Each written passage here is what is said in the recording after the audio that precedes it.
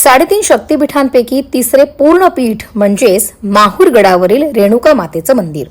महाराष्ट्रातील नांदेड जिल्ह्यात असलेल्या माहूर गडावरती ही कुलस्वामिनी वसलेली आहे. सह्याद्रीच्या पर्वतरांगांमध्ये वसलेलं हे मंदिर यादवकालीन असून येथे रेणुका माता तांदुळा स्वरूपात वसलेली आहे. हे एक स्वयंभू असं शक्तिपीठ आहे. या देवीला तांबूल अर्थातच विड्याचा नैवेद्य दाखवला जातो. पायऱ्या चढून मंदिरात आल्यानंतर तुम्हाला तांबूल कुटून दिला जातो. या तांबूलात नागवेलीची पानं, जायफळ, जायपत्री, ज्येष्ठ मध, सुपारी आणि कात घातला जातो.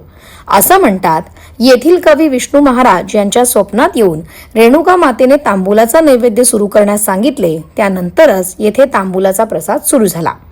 रेणुका माता ही भगवान परशुरामांची आई आणि जमदग्नी ऋषींची पत्नी. या मागील पौराणिक कथा हे त्यागाचं उत्तम उदाहरण मानलं जातं. या शक्तिपीठामागील कथा नेमकी काय ते जाणून घेऊयात.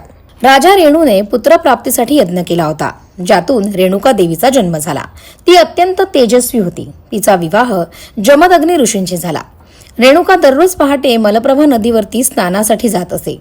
वाळूचं मडकं बनवत असे आणि आपल्या शक्तीने त्यात पाणी भरून जमदग्नी ऋषींच्या पूजेसाठी आणत असे. एकदा नदीवरती स्नानाला गेलेल्या रेणुकेने गंधर्व राजाला जलक्रीडा करताना पाहिले आणि क्षणभर तिच्या मनात मोह निर्माण झाला.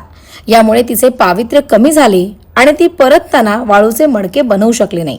मडके पाण्यात विरघळले. रिकाम्या हाताने परतलेली रेणुका पाहून जमदग्नी मात्र संतापले. त्यांनी आपल्या संपूर्ण पुत्रांना आईचा वध करण्याची आज्ञा दिली, परंतु हे करण्यास अन्य पुत्रांनी नकार दिला. शेवटी पित्याची आज्ञा मानून परशुरामाने आईचा शिरच्छेद केला. परशुरामाने केलेल्या धाडसावरती ऋषी खुश झाले. त्यांनी परशुरामाला वर मागण्यास सांगितला. आपल्या आईवरती आणि भावांवरती असलेल्या प्रेमापोटी त्यांनी आपल्या आईला आणि भावंडांना पुन्हा जीवनदान देण्यास सांगितले. त्याप्रमाणे जमदग्नींनी तथास्तु म्हटले, पण सोबत एक अट देखील घातली. आईचे दर्शन घडेपर्यंत तू मागे वळून बघू नकोस असे देखील सांगितले. पण आईच्या आठवणीने व्याकुळ झालेल्या परशुरामाने आईचा आवाज ऐकताच मागे वळून पाहिले.